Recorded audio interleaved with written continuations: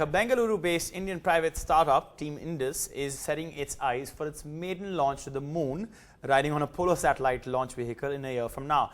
It plans to send a rover to the moon. NDTV science editor Pallav Bagla has the details on this race to win the Google Lunar X Prize.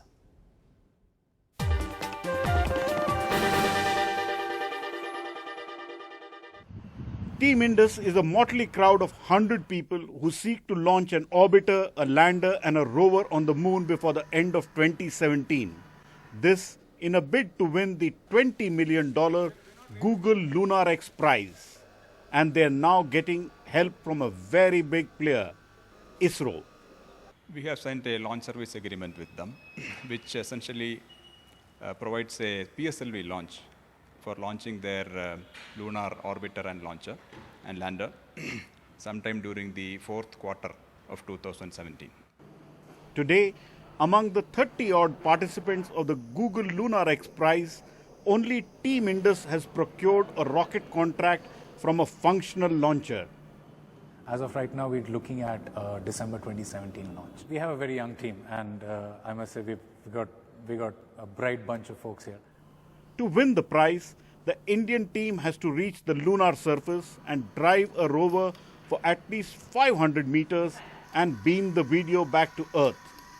Now Team Indus has to race against time to meet the deadline and also need to pass the stringent ISRO standards. Are you taking a risk by putting a satellite from a startup Indian company which doesn't have experience? Not really, because all satellites which has to fly on PSLV has to undergo the qualification tests. And we will ensure that this satellite is worthy of flying in PSLV. And unless it passes all tests, we will not be able to fly it in PSLV. An Indian startup is making an audacious attempt to reach the moon in 2017. Team Indus is fighting very hard to win the Google Lunar Prize.